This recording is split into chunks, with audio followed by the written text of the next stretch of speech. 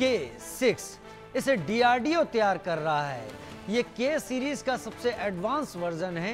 इस मिसाइल को पनडुब्बी से लॉन्च किया जाएगा। जल्दी इसे डेवलप करने का दावा किया जा रहा है, लेकिन इस मिसाइल की खासियत क्या है और इसके आने से कैसे भारतीय नौसेना की शक्ति बढ़ेगी, आज इसी मुद्दे पर करेंगे बात। लेकिन इससे पहले ये रिपोर्ट।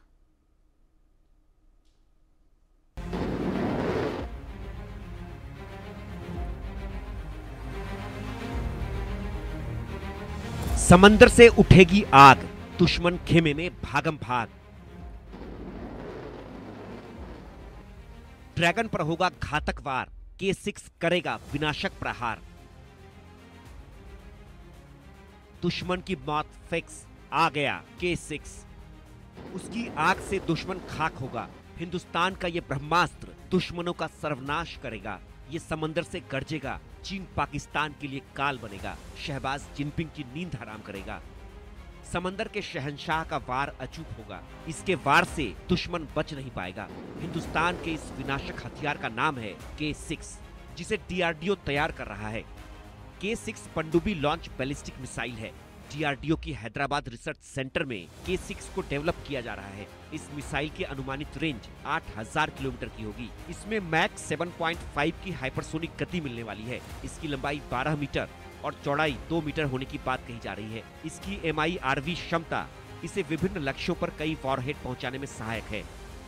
हिंदुस्तान की ये मिसाइल लंबी दूरी तक टारगेट पर हमला करने में सक्षम है। K सीरीज की मिसाइलों को लेकर डीआरडीओ ने बताया है कि K5 SLBM, जिसकी रेंज 5000 किलोमीटर है, उसे डेवलप कर लिया गया है। वहीं K4 SLBM, जिसकी रेंज 3500 किलोमीटर है, इसे पहले ही भारतीय नौसेना की अरिहंत श्रेणी की परमाणु ऊर्जा चालित बैलिस्टिक मिसाइल पनडुब्बियों में शामिल किया जा चुका है। और अब K6 की तैयारी है। K6 की खासियत की बात करें तो ये मिसाइल परमाणु हथियार ले जाने में सक्षम है। ये मिसाइल 2000 किलो का पेलोड ले जा सकती है। रडार को चकमा देने में सक्षम है। इसे पनडुब्बी से लॉन्च किया जा सकता है। इसकी स्पीड करीब 9187 किलोमीटर प्रति घंटा होगी, जिससे इसे दुश्मन रोक नहीं पाएगा। भारत का ये महाबली नौसेना की ताकत बढ़ाएगा। भारत की बढ़ती समुद्री ताकत न केवल राष्ट्रीय सुरक्षा को मजबूत करेगी, बल्कि क्षेत्रीय शांति और स्थिरता सुनिश्चित करने में भी अहम भूमिका निभाएगी। क्योंकि चीन हिंद महासागर में अपनी नौसैनिक गतिविधियों को बढ़ा रहा है, लेकिन इस बाहुबली की दस्तक से ड्रैगन के होश उड़ गए हैं। भारत की बढ़ती समुद्री ताकत को देखकर दुश्मन दहशत में है।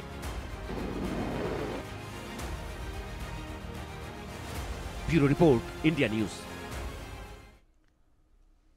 दो खास मेहमान मेरे साथ K6 के ऊपर बातचीत करने के लिए इस वक्त जुड़ रहे हैं, जिनके जरिए मैं भी समझूंगा कि आखिर ये वेपन इतना ज्यादा क्यों चर्चा में है और क्यों ये नौसेना को बदल कर रख देगा। रवि कुमार गुप्ता, पूर्व डायरेक्टर डीआरडीओ, मेरे साथ जुड़ रहे हैं। बहुत स्वागत है आपका। और मेजर जनरल रिटायर्ड राजन कोचर सर मेरे साथ जुड़ रहे हैं, जो अक्सर मेरे साथ जुड़ते रहे। सबसे पहले रवि जी, मैं आपके पास आता हूं, क्योंकि डीआरडीओ इस तरीके के वेपन्स को बनाता रहता है। मैं इसकी डिजाइन, इसकी टेक्नोलॉजी से जुड़ी हुई बात आपसे करूंगा। कितना टफ है K6 जैसा कोई एक मिसाइल बना पाना जो नौसेना को और पावरफुल बनाए, और क्या अलग है इस वेपन में जो हमारे एडवर्सरीज के पास नहीं होगा? बहुत बहुत धन्यवाद राजीव जी। और सबसे पहले तो मैं बधाई दूंगा, आज जो हमारे ग्रुप कैप्टन शुक्ला स्पेस में गए हैं तो बहुत बड़ी सफलता है कि ये भी। और आज आप एक और एक नई खुशखबरी दे गए हैं K6 के बारे में। K6 के बारे में अभी तक कोई आधिकारिक रूप से कोई ऐलान नहीं किया गया है, तो मैं इसको अपना जो कुछ भी कहूंगा ये मेरे अपने व्यक्तिगत मेरे विचार हैं इसके बारे में। और इससे क्या आगे हो सकता है, क्या कैसे ये हमारे देश की सुरक्षा को मजबूत कर सकता है और क्यों इसकी आवश्यकता है, मैं उस बात पर जिक्र करूंगा। जहां तक हम बात करते हैं तकनीकी की, देखिए इस प्रकार के जो मिसाइल हैं इनको बनाना अपने आप में बहुत जटिल होता है।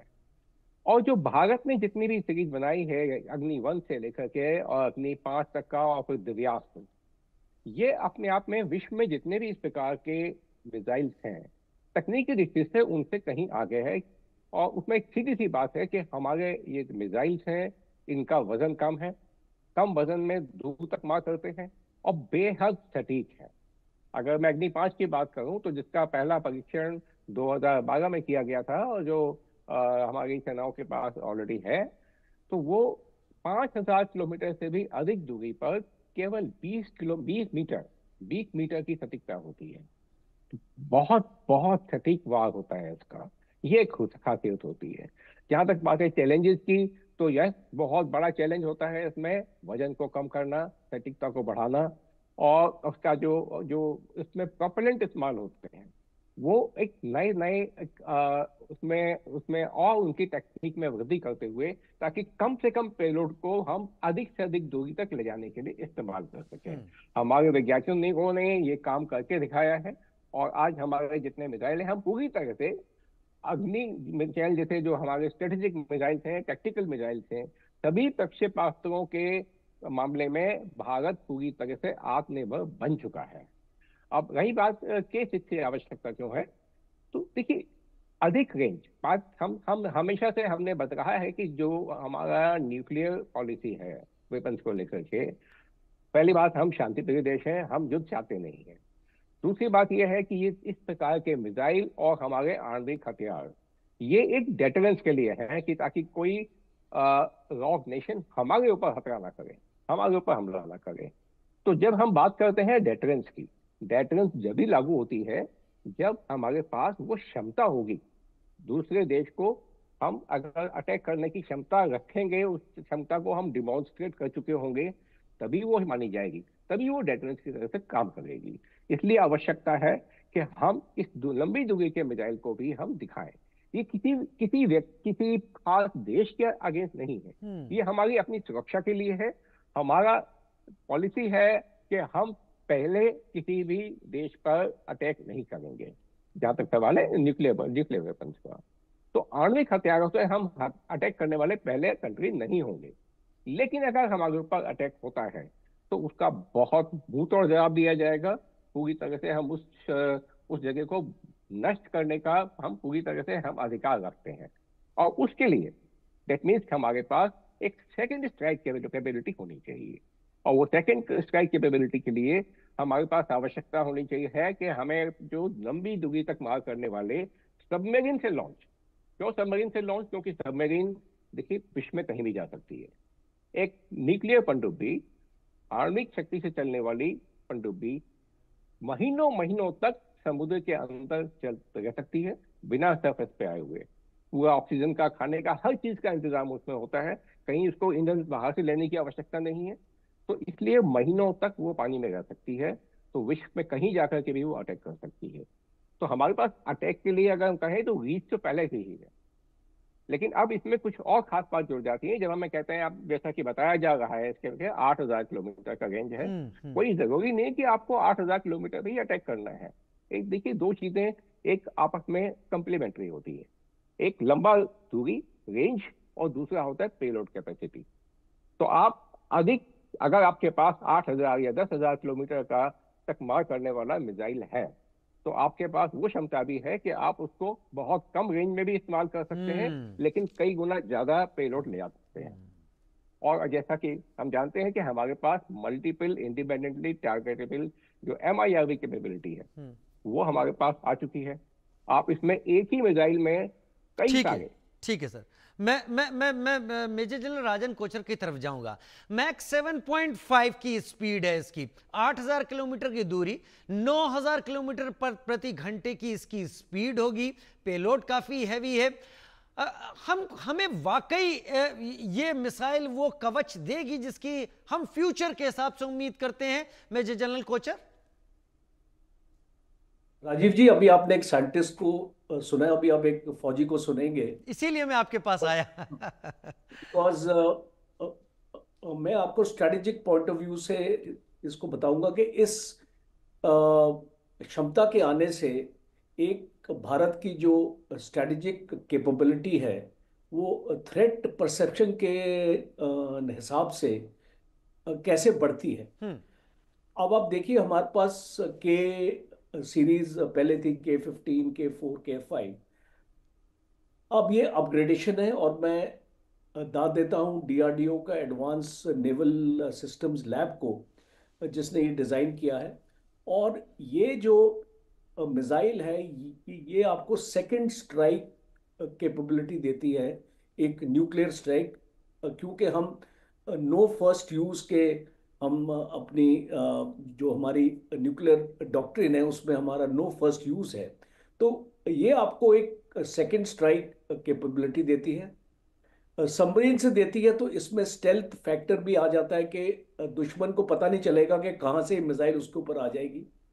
तीसरा, जैसे आपने स्पीड की बात की है, तो ये एक हाइपरसोनिक है, तो इसलिए कोई भी ऐसे एडवांस सिस्टम आज चाइना के पास भी नहीं है और यूएस के पास भी नहीं है, रशिया के पास भी नहीं है कि एक हाइपरसोनिक मिसाइल को रोक सके। और जब आप रेंज की बात करते हैं, ये बहुत इंपॉर्टेंट है। एक मल्टीपल री एंट्री व्हीकल की तरह ये काम करती है और 4 से 5 वॉरहेड्स एक टाइम पे लॉन्च हो सकते हैं। इसका मतलब कि आप 4-5 टारगेट्स एक टाइम पे एड्रेस कर सकते हैं। कैपेबिलिटी बहुत इंपॉर्टेंट है। आप जब एक स्ट्रेटेजिक टारगेट की बात करते हैं, तो मैं इसको पढ़ रहा था और मुझे अच्छा लगा कि हम चाइना को भी, कहीं पर भी चाइना में इसमें वार कर सकते हैं। साउथ चाइना सी तक, इंडियन ओशन में हम जा सकते हैं, यूरोप में जा सकते हैं, और यूनाइटेड स्टेट्स के कुछ हिस्सों में जो उनके आगे हैं, जो सी के बेसिस हैं, डीगो गार्सिया वगैरह। मैं ये नहीं बोल रहा कि हम यूनाइटेड स्टेट्स के ऊपर फायर करेंगे, बट मैं आपको बता रहा हूँ, जब ये देश भारत की कैपेबिलिटी देखेंगे कि ये भारत हमारे तक पहुंच सकता है इंडियन ओशन से, ये बहुत बड़ी बात होती है। और जो ये एक इसकी जो सबमरीन है, जो इसके कंपैटिबल है, वो 2030 तक एक्चुअली तैयार हो जाएगी। और ये S5 सबमरीन हम इसको बोलते हैं। तो इसको, मुझे लगता है कि 2030 तक भारत के पास एक ऐसी कैपेबिलिटी आ जाएगी। आज इंडियन ओशन में देखिए, और अगर आप एक स्ट्रेटेजिक पॉइंट ऑफ व्यू से इसको अंडरस्टैंड करेंगे, जो फ्यूचर ताकत है देशों की, वो एक मैरीटाइम डोमेन में आने वाली है। क्योंकि आप लैंड की लड़ाई अपने नेबर से लड़ सकते हैं, पर आप एक सी की लड़ाई दुश्मन को बियॉन्ड विजुअल रेंज से उसको मार सकते हैं। आज BVR मिसाइल्स का जमाना है। आपने देख लिया कि हमने भारत के अंदर से ही ऑपरेशन सिंदूर में पाकिस्तान के एयर बेसेस को नष्ट कर दिया। कैसे नष्ट कर पाए हम? बिकॉज हमारे पास BVR, बियॉन्ड विजुअल रेंज, हमारे पास मिसाइल्स थी। ये भी एक बियॉन्ड विजुअल रेंज की एक क्षमता है हमारे पास। और S5 क्लास SSBN जो हम अभी इसको डेवलपमेंट हो रही है, 2030 तक की क्षमता आ जाएगी हमारे पास। मुझे लगता है कि अरब सागर से बे ऑफ बंगाल तक भारत के पास इतना बड़ा कोस्टल एरिया है जिसको सेव करने के लिए इस तरीके के रिसर्च और आगे भारतीय नेवी को मजबूत करेंगे। जहां तक एयरफोर्स की बात है, ऑपरेशन सिंदूर में हम देख चुके हैं precision strike with no collateral damage किस तरीके से किया जाता है। समय मेरे पास नहीं है सर। मेजर जनरल राजन कोचर सर और मेरे साथ जुड़े हुए सर, आपका भी और बहुत धन्यवाद मेरे साथ जुड़ने के लिए इस वक्त इस जानकारी